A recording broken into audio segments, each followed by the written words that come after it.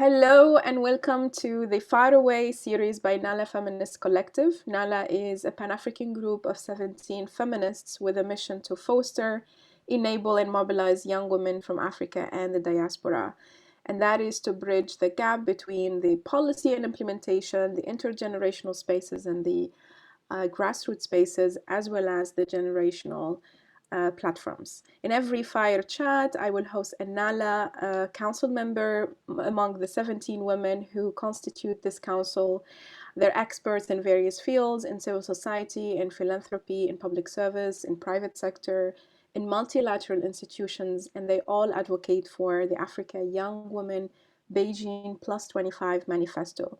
You can find the manifesto at nalafem.org/sign, and you can sign it and endorse it. Today, our conversation will be about Demand 9 on silencing the guns, and who else to talk about the youth peace and security agenda than Hajer Sharief. She is a Libyan peace activist and one of UN Women 12 champions on women, peace and security and human rights.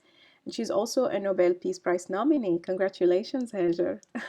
Thank you, Aya. Thank you for hosting me. And of course, I'm privileged and honored to be part of the group.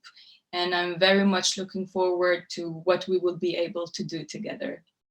Absolutely. We're so thrilled to have you among these 17 badass women. And we want to know from you, Hajer, first of all, tell us in your own words, who is Hajer? Well, this is it's a good question, yet a very difficult one, as you can imagine. If I would define myself or if I will share something about myself in a sentence, I'll say I'm a full-time activist. And full-time is not really the definition of the 9-to-5 job, but it's a 24/7. I wouldn't even call it a job, I'll call it a lifestyle. So I'm a full-time activist. Like the saying, activism is your rent in this life. Absolutely. It's your full life. So tell us a bit your story. How did everything start for you? How did you get into the advocacy space?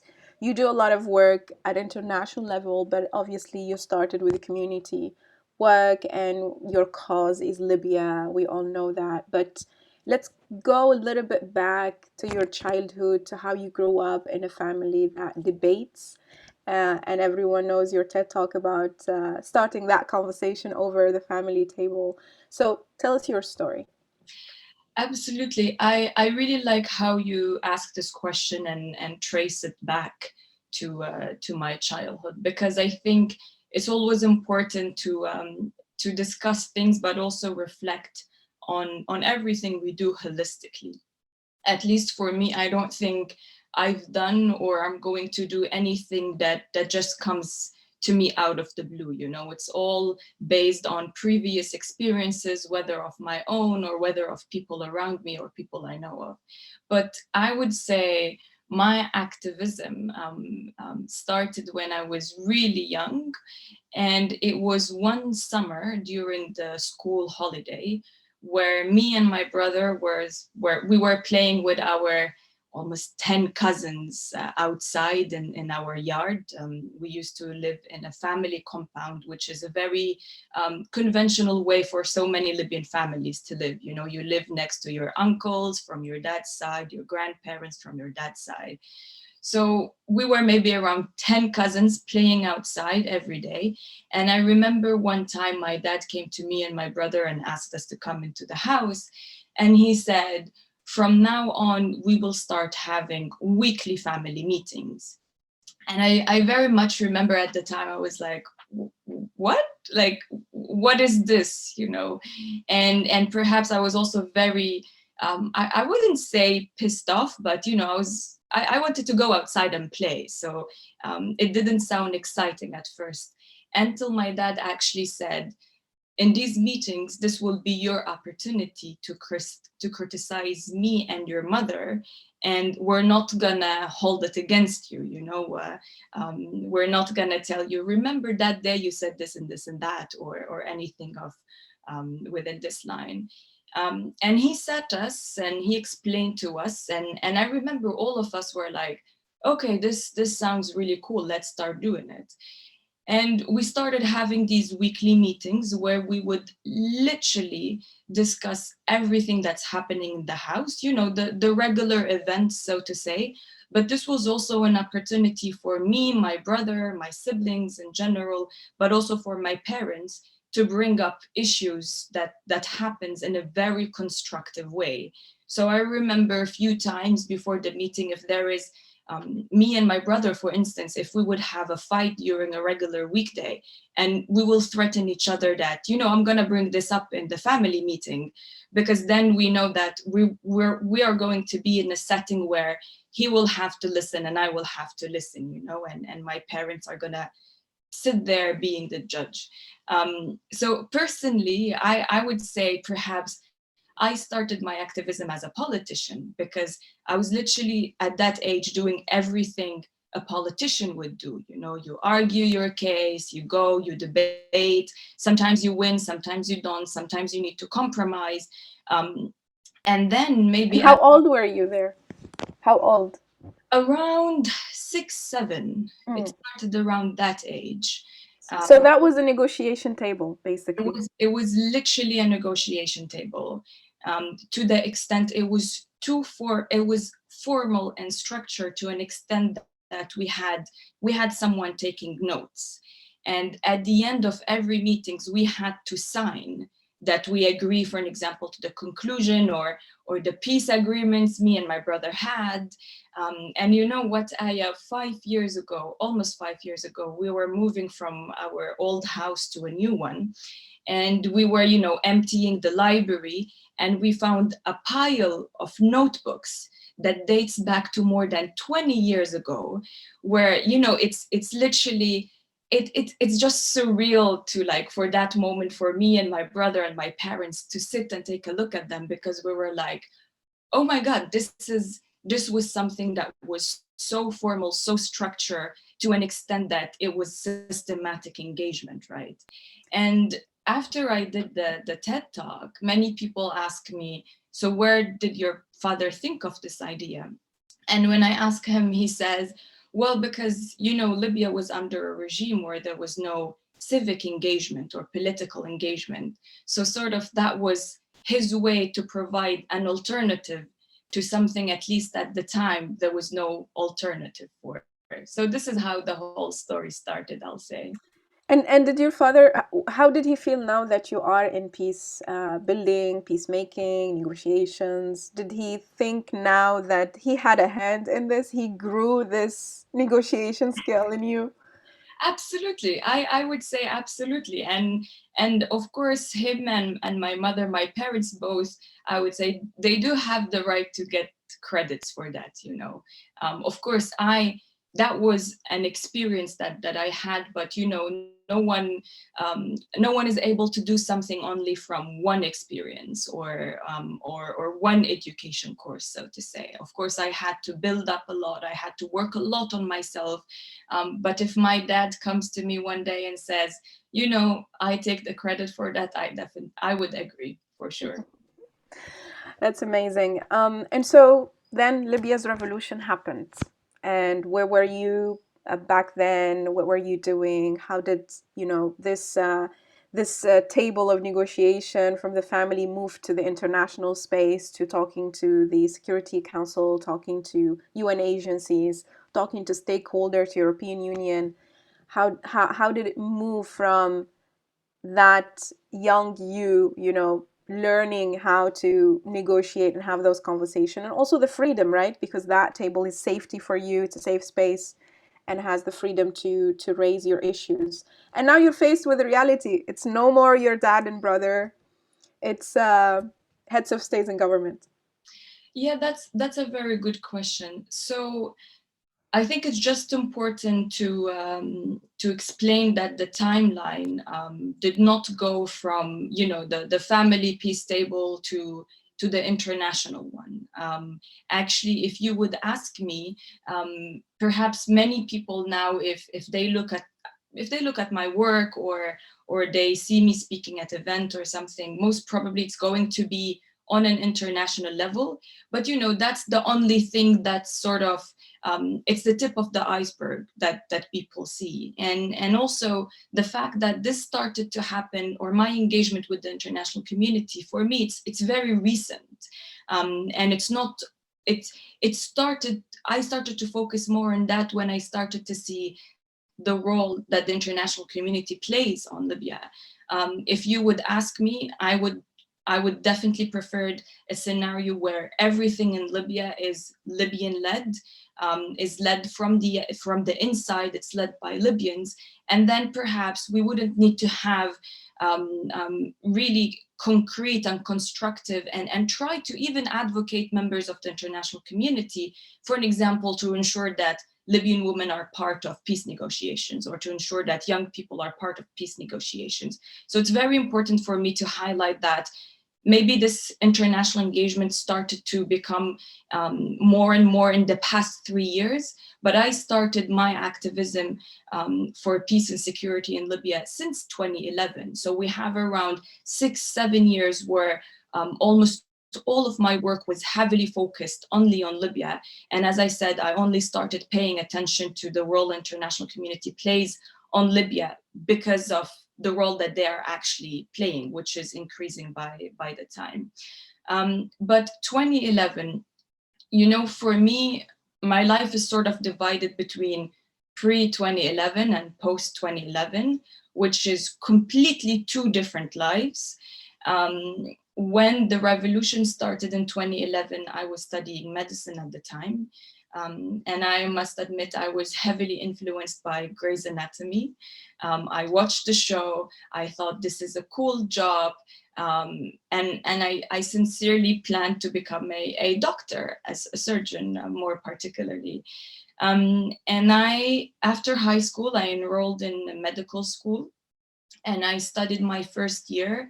And then when I was studying my second year, actually we had a preparatory year and then a first year. And when I was doing my first year officially, the revolution started. And I remember at the time, it was a time of extreme uncertainty, but also extreme hope, and I think for many of us, little that we knew that the situation is going to escalate to an extent that it's going to become a war and a serial of armed conflicts. But I remember when it was August 2011, when the war finally reached Tripoli, my city. And at the time, because of the armed conflict, because of the fightings that were taking place in the streets, not all medical staff were able to reach the hospital. So the hospitals put out announcements for medical students who are in areas where they can access hospitals and clinics to volunteer. And that's what I did. I volunteered at the hospital in August 2011. And I remember the first day when I went to the hospital, I was like, this is not real, because of the fact that everything I've seen and heard of during the past months, so from February 2011 to August 2011, was highly focused on the revolution. Of course, it was also part of it was an armed revolution. So there was fightings between two groups. The international community, the NATO interfered. There was airstrikes. But, I would say we lived an extreme level of violence, yet we sort of endured it, and we were very tolerant towards it to an extent that no one really even was sort of self-critical to the fact that, okay, it's a revolution that we all support, but it's also a war. So as much as we're supporting a revolution, we should also be very prepared when the revolution ends or succeed to also deal with the leftovers of the war, And that's why my time at the hospital was very eye-opening, in the sense of, to give you an example, I've seen victims from airstrikes, which is something that was not reported in the news. No one spoke about them. Everyone spoke about the young men who gets injured because they are in the front lines. And for you, you sort of logically you would tell yourself, okay, if these people went to fight, they sort of, we all know the consequences, you know, the possibility that someone will get injured or killed is very high. So you approach it from a very, it's very sad to say this, but pragmatic perspective. But this is not to say that it's justified. But then, as I said, when I went to the hospital, I was like, no, this war did not only affect people at the front lines, this war actually affected civilians who have most probably nothing to do even with the revolution. Perhaps they weren't even pro or against, you know. And that was the moment where I thought, okay, this was a revolution, it's great, but it's really time to work on the society, because we went through a war, we went through an extreme level of violence, the society was polarized, and it's the time to start doing something about it. And that's when I thought of co-founding the Together We Build It organization. Yeah, I mean, when you say your life before 2011 and after, that speaks to me, because also, you know, as a neighbor of Libya, we were watching, and it was heartbreaking to see that the excitement for the revolution turned into a war, and we had refugees across the border. I've been there in June 2011. For about a month, we had 1 million refugees. So to see, as you said, that this is affecting civilians, affecting workers, not only Libyans, but even other Africans from across the continent who were migrants in Libya, that the picture then started to be depicted. And then you founded Extremely Together, and your focus became violent extremism. Why is that? Because the war in Libya has so many angles that you can work on peace building and peace and security, but you've chosen, let's focus on violent extremism. So in 2011, I co-founded the Together We Build It organization, which is a Libyan NGO that is focused entirely on working on Libya and working on peace and security in Libya. So, for an example, ensuring and supporting women in peace building, young people in peace building, among other areas of our work. And then, so that was in 2011, and then in 2016, I joined the Extremely Together initiative, which was launched by the late Kofi Annan and the Kofi Annan Foundation. But your question is very important when it comes to violent extremism. I understand and I recognize that violent extremism means different things to so many people. For me, when I say violent extremism, I'm literally talking about any form of extreme violence that has a motivation or that has an ideology. It can be a political ideology, it can be an ethnic ideology, it can be a religious ideology, it can be any sort of ideology. So for me, working on violent extremism in Libya, I know it means something different to someone, for an example, in the UK, or perhaps in Europe or in the US, because even the term violent extremism is also very romanticized, for an example, in the media by international politicians and world leaders, where the minute you say violent extremism, everyone sort of thinks of Taliban, ISIS, Al-Qaeda, and sort of everyone neglects everyone else who some of them are also accused or within the groups of just having a mental disorder. For me, that's not the case. For me, as I said, violent extremism is any form of organized, structured, extreme violence that has a motivation and an ideology, whatever it is. Yeah, that's very important to define or redefine, because, as you said, it has different understanding in different contexts. And then I want to move on now to focus on gender and you as a young female in this field. And I'm sure, you know, working from the community in Libya to going to the international stage, and it's a male-dominated space in general, the peace and security. But also it's justified by saying, you know, young men are the ones who get radicalized, and so it becomes really a main conversation. So how did you, or maybe like tell us some of the things you remember that were really surprising to you or shocking even, that why am I treated like this? Why am I not heard in this field just because of my gender?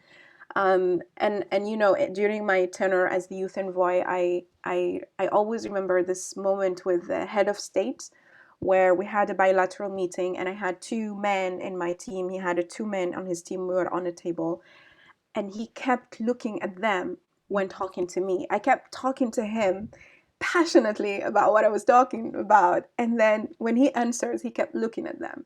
And when I told my colleagues when we went out, they didn't even notice that.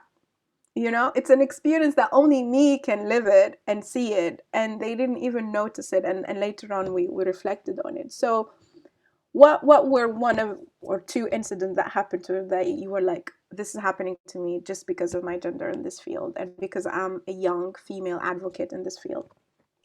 You know, it's very interesting the example you gave, because I can bet it's the same example, even if the story or the details are a little bit different from one another, but in principle it's the same approach that happens on a national level in Libya, for instance, but also on an international level. And I'm going to say something that I'm quite sure many members of the international community to Libya might disagree with, is the fact that, for an example, for me, sometimes it's much easier to have a conversation with the national actors than the international actors working in Libya. Because for the national actors, I would say, I'm not saying everyone is gender inclusive, everyone believes, all of them believe in the right of women to be part of, for example, peace processes, or even political processes more generally. Of course, I'm not going to make this claim. But when I'm discussing with national actors, I still have the card of saying, you know, I'm Libyan, same as you are, and I have citizenship rights the same as you do. So sort of the argument, whatever he do after that, it's sort of on his own personal beliefs, you know, it's someone acting on their own personal belief and not on the belief or the thinking of the whole system or the whole unit or the agency or whatsoever.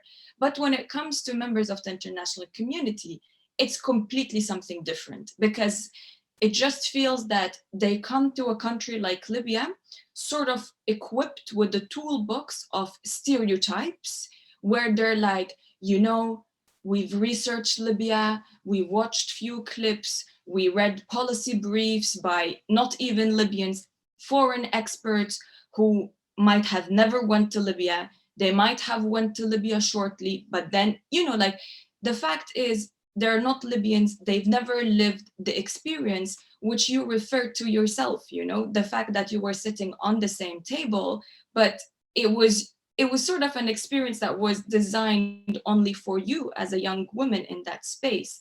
And I remember one time I was having a conversation with a mediator actor working in Libya. They're heavily involved with literally the highest level of negotiations in Libya.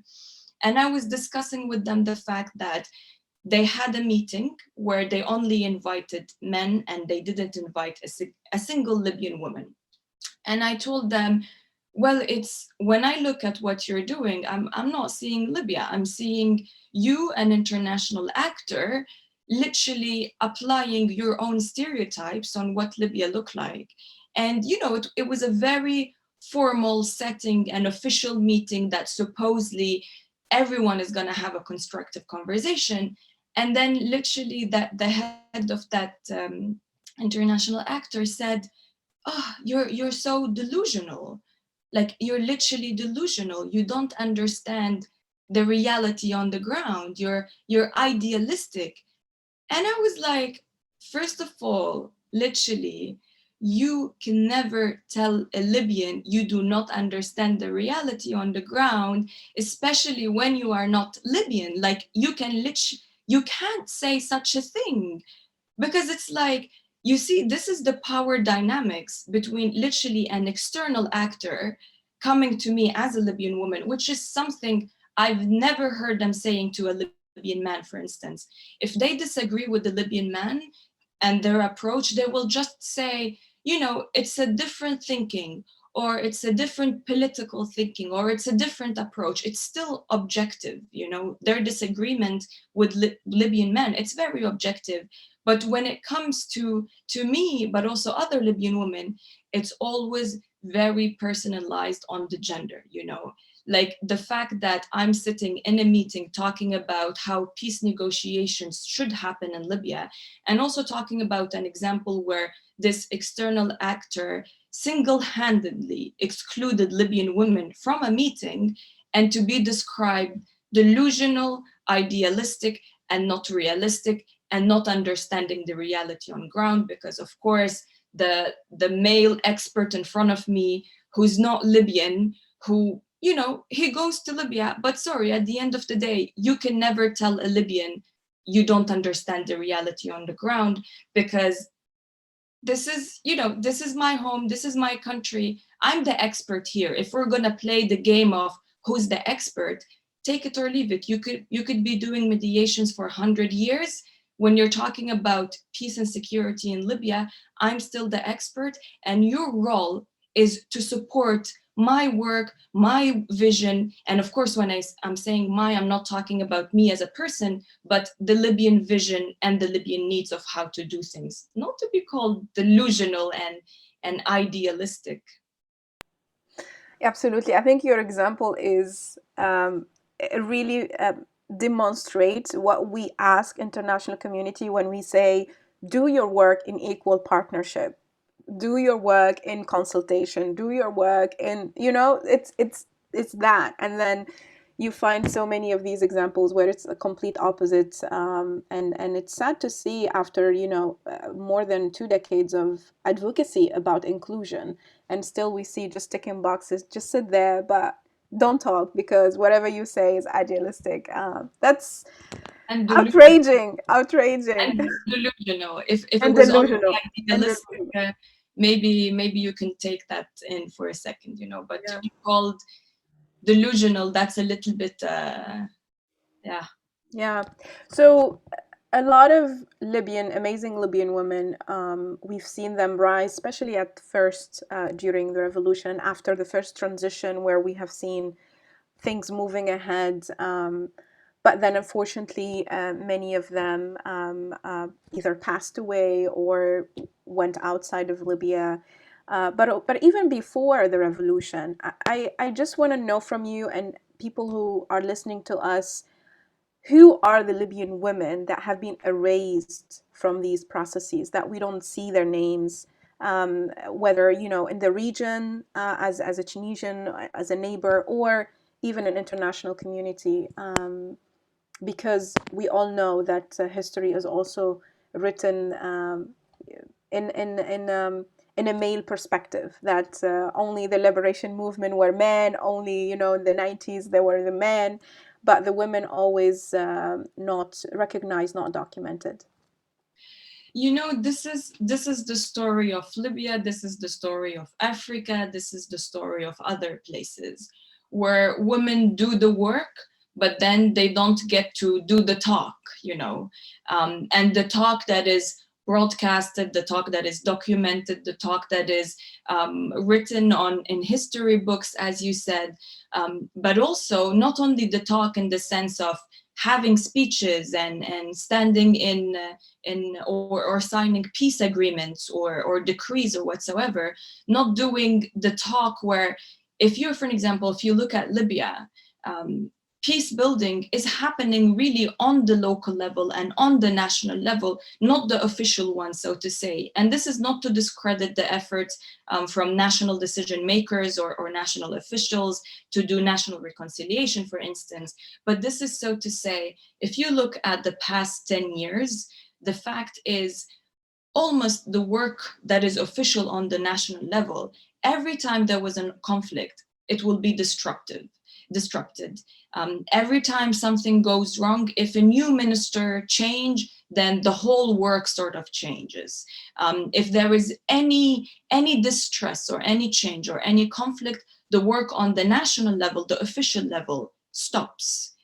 However, if you look at literally from 10 years ago until this day, the work on the local level still continues regardless of how difficult it is and regardless of how polarized it is. You know, I remember in 2018, there was an international political talks that was organized on Libya in Palermo in Italy. And it was the Italian government, it was the UN mission to Libya who was literally designed, facilitate, and, you know, planned the whole party, so to say, from A to Z. And before that, there was the same political talks that happened in Paris. Of course, it was hosted by France. And when you look at the photo, you only see 4 Libyan men. And you sort of question yourself, you're like, but this is not, if you walk out in the street in Libya, you're never going to see only men on the street. So this is not a representation of, quote, the reality on the ground that our friends say, I don't understand or I don't know, right? So when there was no women in the conference in France, we decided that, okay, we're never going to allow that to happen again in Italy. And we started advocating to the Italian government, to the UN, to the international actors, to the national actors, that they need to ensure that women are part of these negotiations and dialogue. And I remember we had a meeting with, now he's a former official, it was the prime minister at the time, where we were asking him as an organization that he needs to ensure that women are part of his delegation. And I remember one of the arguments to strengthen that, you know, we as women and young women really play a crucial role for peace building on the ground. We said, as an organization, we can literally hold and organize, for an example, a meeting, a training, an activity in the different parts of the country, in the West, in the East, and in the South. And you as a prime minister, you cannot do that, because while you can organize an activity, for an example, in the west of Libya, you cannot do anything in the east of Libya because it's not under your control. And this is just an example that illustrates that on the ground, women and young people are the one who are still, literally in the case of Libya, for an example, keeping the society together, while the ones on the official level are polarized to an extent that they don't speak to each other, they didn't speak to each other, they cannot even travel to meet each other. And we, the women and the young people, are still the one, regardless of how horrible the situation is, we're still the one who are able to travel the country, to connect the country together. Absolutely. I want to, since we don't have much time, I want to have 2 more questions. One on the manifesto. So Hajer, you signed and endorsed the Africa Young Women Beijing Plus 25 manifesto, especially demand 9 on silencing the guns. And we know the African Union had, you know, a whole flagship project on silencing the guns. But how do we achieve that? We've been calling on the Security Council, calling on the AU Peace and Security Council. We've been developing the Women Peace and Security Resolution, Youth Peace and Security Resolution. I mean, the policy level is already has the foundation for this to happen, but it's not happening on the ground.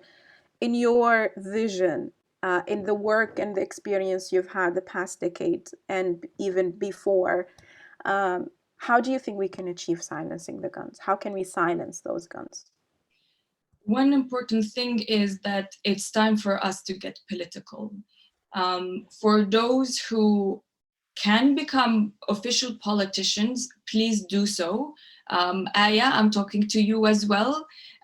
You are in a country where you can run for elections, where you can literally get into a political office.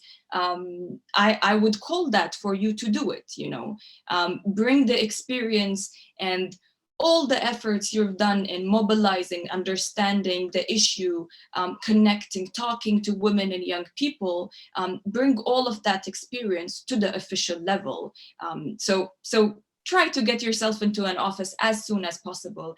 But this is, I'm saying this also to everyone else who's listening to us and who have the ability, and I must say the privilege actually, to perhaps take up such role.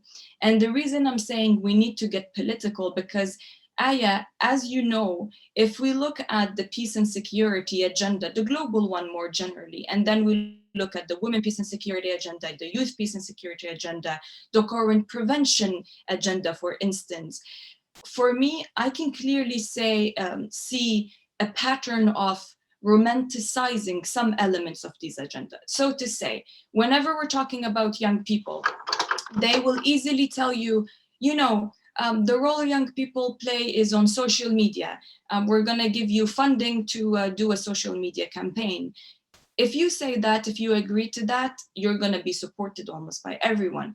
But if you would say until this day that, no, we're saying that alongside supporting us to do, for an example, a social media campaign, we also need to be sitting on the peace negotiations, sort of that where that's the area that no one can touch, because I would say for many decision makers, including international ones, when we're talking about formal peace, the peace is literally made and agreed on and discussed by officials or armed groups, for instance, or leaders of armed groups, then that's a completely different story than sort of the other work that we are discussing. And that's why I'm saying get political, because we need to bridge the gap between the soft peace and security approach, the hard peace and security approach, and make them one. The only way to do that, I think we gave a chance for so many of the groups who are currently leading the development of these agendas. And it's honestly time for women and young people to actually start being on the other side of the table in order for us to ensure that these two agendas are bridged. Otherwise, I'm not going to say I'm pessimistic, but I'm afraid we're still going to continue doing the exact same thing, right? Investing so much in the side that is romanticized, where everyone is saying, play your role in peace building on your own. You know, it's like giving a kid the game and telling. And I think it's time for us to say, no, we don't want the toys anymore. We want to sit on the official table and have the same conversations and have the same influence that the other groups are having. Oh, you were frozen for a bit, but I can see you now. I'm 100% with you. We must be on the other side of the table, not the one listening and ticking a box, but the one really making decisions. But do you think we're going to make the difference? Because we are also products of these regimes. We're products of this culture. We're products of all these broken systems. Do you think if we are in those spaces, in the power that we want to hold, we can make a difference as a generation? Or what is different about us to actually silence the guns and say and take those tough decisions? You know, Aya, my expectation is if I see a woman or if I see a young person working in peace and security, doing any sort of work to advance and promote peace in their local communities on a national level, but also on an international level, my expectation is that if you say that you're doing something and you want something, then you're gonna carry that wherever you go, right? And that's why when you first, in the beginning of our chat, you asked me how you define yourself or who are you?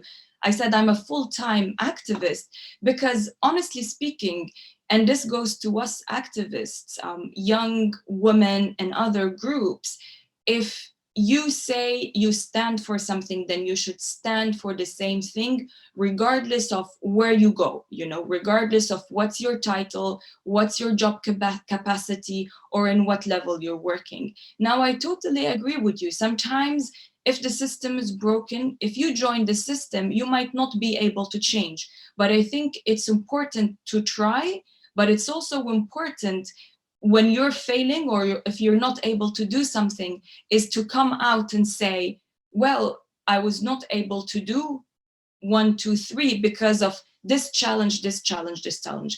Because for us to be out of the system and say the system is broken, my question is, what is broken about the system? Let's make a list of what is not working, and the only way for us to really know exactly what is not working is perhaps for us to be part of it, try to make it work. If it's much harder and much difficult for us to actually change it, then it will be our role to come out in a very transparent way and tell everyone what were the exact challenges we faced.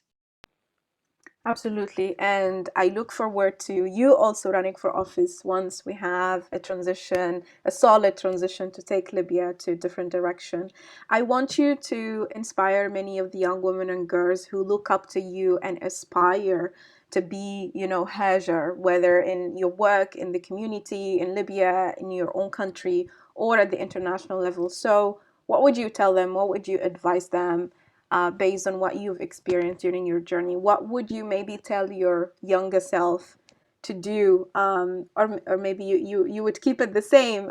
So they're listening to you and they want to hear from you one or two advice.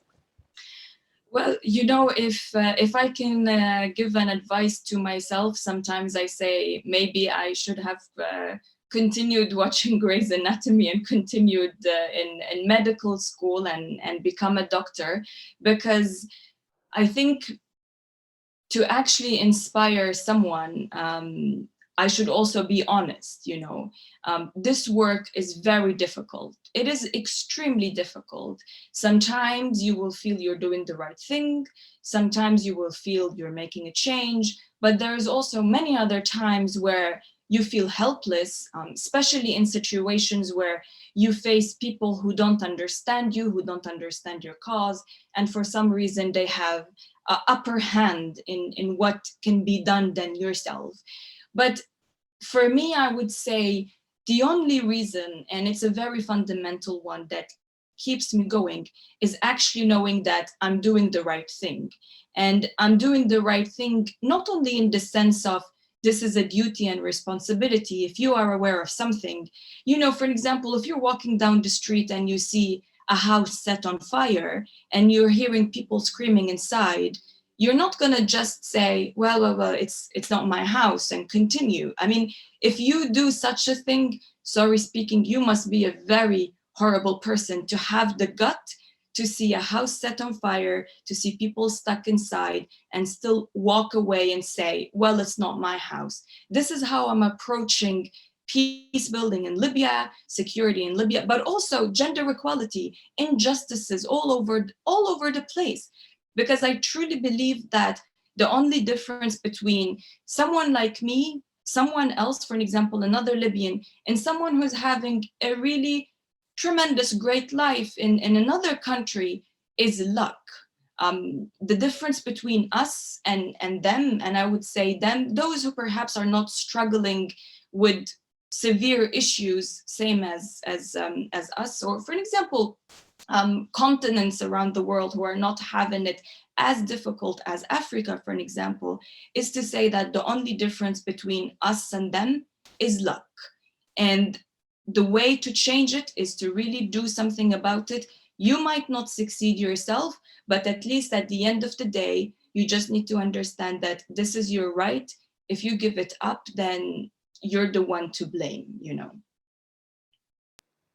Thank you so much, Hajar, for your honesty and for sharing with us your experience, a little bit of your personal story. I mean, you summarized it for us, but there is a lot to unpack there. And thank you for all you do for your country, and keep up the fight. It's a long road. It's not easy, but also a lot of activists across the continent are supporting your cause and want to see a peaceful Libya. So thank you again for being with us, and all Thank the you. best. Yeah, thank you. And before you end, I also want to hear from you. What advice would you give? What advice would I give? Oh, What I'm the advice would host. you give? I'm the host here, but I, Probably I, you have two. I, I Give us always, one. yeah, I always tell, I do a lot of mentoring, and I always tell it's not really about the political situation. I think it starts from your identity and your mission, and waking up every morning, and driving yourself out of your bed sometimes to do what you do because you love it. And I think that goes back to finding your radical self. Absolutely. Just your power is your radical self. You have to find it and live it every day, whether that is to be a politician, to be a peace advocate, to be just a mom, whatever it is that you want to do in your life, just find it and do it with all the power you have. Absolutely. That's such great advice. I'll take it myself as well, just so you know. Amazing. And I really look forward to you continuing to work with Nala and, being the face and voice of the collective. We are very proud of the work you do. Same here, of course. I'm very much looking forward as well. And congratulations once again, Aya. And see you soon.